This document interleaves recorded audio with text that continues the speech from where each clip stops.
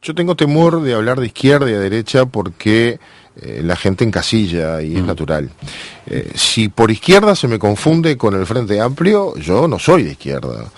Por eso quiero decir soy wilsonista. Yo creo que hay un enorme espacio de gente que quiere cambiar las cosas, que tiene sensibilidad social, que está preocupada por la desigualdad, que le preocupa que se renuncie a la soberanía y a lo nacional en muchos casos, etcétera, etcétera. Es decir, cosas que pueden identificarse con un pensamiento de cambio.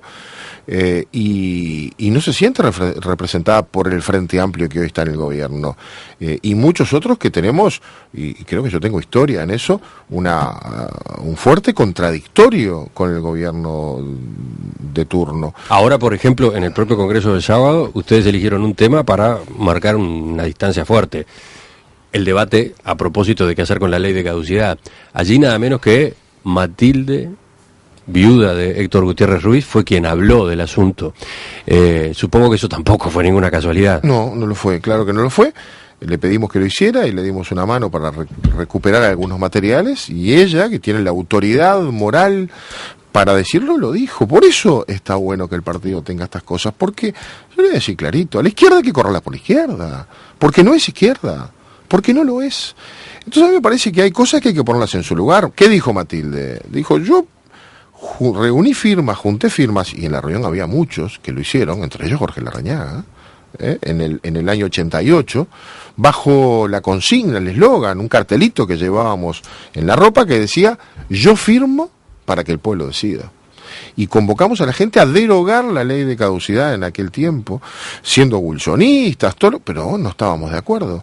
Y yo presidí esa comisión, pero cuando esa noche, la noche del 16 de abril, el resultado de las urnas fue negativo, estuvimos un rato reunidos.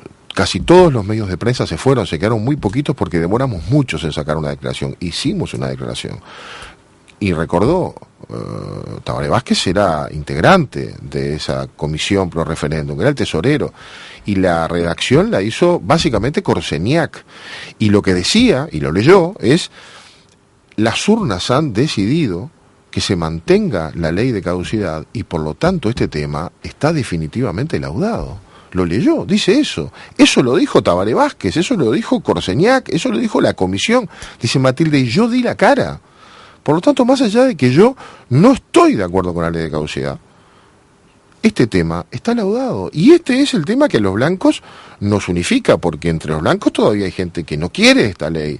Y en mi agrupación estoy yo, que la voté la ley de caducidad. La voté estando en el directorio del partido, acompañando a Wilson, con muchas dudas, pero acompañé a quien para mí alumbraba el camino y tenía una visión mucho más larga que la mía, y la acompañé y peleé, y estaba en la Secretaría de Asuntos Sociales, y estábamos en un frente complejo para sostener la ley de caducidad, y nos quebramos por adentro como se quebró el Movimiento por la Patria, y estaba yo, como muchos otros, en esa posición, pero estaba Jorge Larrañaga y muchos otros, como lo dijo el propio Macedo, voté verde y voté rosado, voté las dos, pero una vez que el pueblo decide, y eso es lo que nos distingue a los blancos con los demás. Lo último, diputado Cantini, en cuanto a Montevideo, porque ahí es donde ustedes centran el trabajo. Ustedes son una agrupación de Montevideo. Somos de Montevideo. ¿Van a ramificarse también? ¿Van a tener presencia en todo el país? Hay mucho para hacer acá. Ah, bueno. Montevideo. Y por lo tanto, la intendencia de Montevideo como un objetivo. ¿De qué manera? ¿Con qué tipo de acciones? ¿Qué es lo que empiezan a hacer ahora? Porque dicen que hay que ir por el camino largo. El camino largo, hay que empezar ya. No es tiempo electoral, no es tiempo de candidaturas, pero sí hay que generar condiciones para que muchos compañeros se sientan entusiasmados y motivados a ser candidatos. La primera cosa es esa, no podemos llegar a enero del año electoral, después de haber pasado la interna, la nacional y el balotaje, a definir con las cartas ya dadas vueltas, sabemos quién ganó y quién perdió, a definir quién es el candidato, porque entonces... Viejo problema del Partido Nacional. Exactamente, deja de ser una oportunidad y un honor para pasar a ser un sacrificio y una misión. Te tocó ser candidato después que el partido perdió. Y además nadie nos cree, esa es la verdad, nadie nos cree. Y al compañero que lo ponemos con esa tarea, le echamos una mochila pesadísima sobre sus hombros, que empieza a hacer campaña en enero, un mes y medio antes de que asuma el nuevo presidente de la República y el nuevo gobierno, cuando es dificilísimo atraer la atención de la gente y ser creíble. Hay que empezar ahora a generar condiciones atractivas, apropiadas, para que varios quieran largar, sabiendo que el partido se toma este tema en serio, como sucede en el interior del país. No hay que inventar nada. Hay que venir desde la sociedad, tratando de que la sociedad nos hable y nos diga qué es lo que ve para poner eso en nuestras ideas y en nuestro programa. Va a haber un proceso de decantación, quedarán los más aptos y llegarán 1, 2 o 3 al tiempo electoral, pero tendremos candidatos a intendentes en el departamento para cuando lleguemos a la interna y tengamos candidatos a presidente. Y entonces los candidatos a presidente tendrán a su lado candidatos a intendentes que los ayudarán a hacer la campaña con un matiz mucho más montevideano, y trataremos entonces de ser mejores y más creíbles. ¿Y el programa? Porque el programa también se arma a último momento con 5, 6 o 7 ideas. Pero claro, con 5, 6 o 7 y generalmente con técnicos que tienen lapicera ágil, pero la opinión de abajo cuesta mucho llegar y empermear. El programa tiene que irse haciendo, por eso el lema es Montevideando. Es ideando un Montevideo mejor. Hay que empezarle a poner ideas. Este gobierno municipal no tiene ideas, no tiene ideas. Nosotros rechazamos no solo la idea, sino las conductas, pero nos ganó con una intendenta que el 14% de los frente amplistas votó en blanco o anuló su voto en manifestación de protesta, pero no se animó a cruzar la frontera partidaria y votar a algún partido que no fuera el Frente Amplio. ¿Por qué entonces? Ahí tenemos la autocrítica nosotros. ¿Por qué estaban enojados con el Frente, pero no se animaron a votarnos? Ahí estamos nosotros, que nos fuimos alternativa creíble. ¿Para eso tenemos que tener candidatos? Sí. Organización y planificación también, pero también programas y propuestas. Al final una elección se gana enamorando a la gente, y hay que enamorarla siendo creíble, no es cuestión de puro programa de plástico con mucho jingle y publicidad. Entonces creo que ese es el trabajo que nosotros por lo menos ya estamos haciendo desde ahora. ¿Y usted en particular quiere ser candidato a la Intendencia de Montevideo?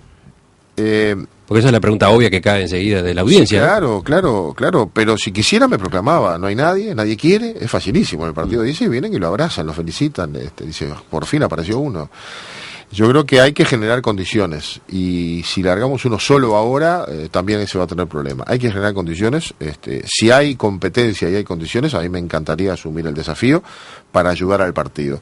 La primera tarea es ganar la elección nacional, pero sin Montevideo no se puede ganar. Y para ganar en Montevideo hay que transformar mucho el trabajo político en Montevideo. Yo creo que un trabajo político hacia lo municipal de mayo del 2015 acumula para el trabajo nacional de octubre del 2014. Por eso, este año hay que reflexionar y pensar mucho. Mire que yo hablo con otros compañeros, en el Congreso estaban dos ex. Estaba Javier de Aedo, que es congresal de la lista 250 y es convencional del partido por nuestra lista, que fue el último candidato, y estaba el diputado Javier García, que es de Alianza Nacional, y fueron estos los dos últimos candidatos que tuvo el partido, y además el sector. Estaban allí, y con ellos conversamos mucho de qué tenemos que hacer, porque ellos son, en buena medida, experientes, testimonios de lo que le pasa al partido cuando hace las cosas mal, y cómo se sufren esas situaciones.